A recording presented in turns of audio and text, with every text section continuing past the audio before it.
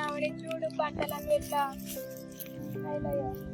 అడవి పందులు వచ్చి మొత్తం నాశనం చేసినాయి. అది కూడా నిజమే, పంటలు నాశనం కాకుండానే మన మనుషులను కూడా భయపెడతాను. చేతి రావాలంటేనే బాగా భయం అవుతుంది. ఇక ఎట్లా చేసుడేమో ఈ పంటలు ఎప్పుడు మంచిగా ఉంటామో ఏం అర్థం అవుతలేదు.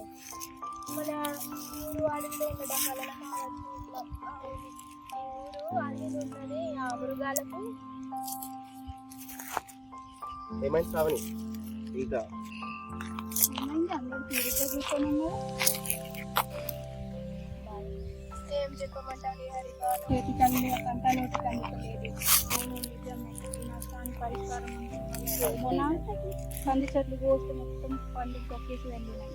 ఏం చేయాలి? పత్తి కూడా ఇంకా మనం రావడానికి కూడా బాగా భయం ఏంటంటే కదా, మంచి ఎంత పని చేస్తున్నాం. ఏది మృగం ఎట్లా వస్తుందో ఏం అర్థం అవుతుంది. భయం న్యాయం జరుగుతుందో లేదు. ఉందనుకుంటా, నాకు మేడం తెలుసు, ఆమె ఫోన్ చేసి అనుకుంటా.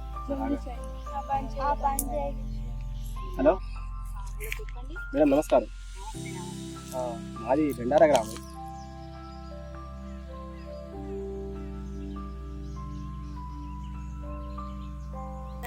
మీరు అందరూ అక్కడే ఉండండి. మీ నచ్చడానికి పరిష్కారం ఏంటో చెప్తాను. ఊరు పొలాలపై అదే కొంత దాడి చేసి మేడం వస్తుంది. అప్పటివరకన్నా ఎవరి పనులు చేసుకుంటూ ఉండండి. దిగులు పడకు.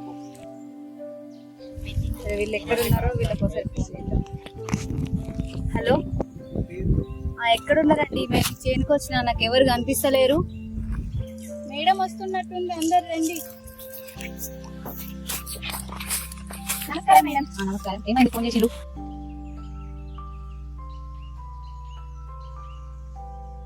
దీనికి పరిష్కారం ఉన్నది. ఎందుకంటే ఏ విధంగా అంటే మీకు పంట నష్టం జరిగిన వెంటనే అధికారులకు రిపోర్ట్ చేస్తే అది మీకు న్యాయం జరుగుతుంది. అప్పుడు ఒక వైపుకి వెళ్ళి మీరు జరిగిన వెంటనే చెప్తే మీకు పంటకు నష్టమైన ఇస్తారు, లేకపోతే ఆ వన్య ప్రాణులన్నా తీసుకుపోయి అడవిలో వదిలేస్తారు. ఆ ద్వారా మీ పంటకు సహాయం అనేది దొరుకుతుంది. అప్పుడు మీకు ఎలాంటి నష్టం అనేది ఉండదు. హక్కుల్ని మీరు తెలుసుకోండి, మీరు న్యాయం పొందండి. మేడం, మీరు ఇంత దూరం మా కోసం వచ్చి మా సమస్యని తెలుసుకొని మాకు ఇంతగానం సమాచారం ఇచ్చినందుకు సరే మరి.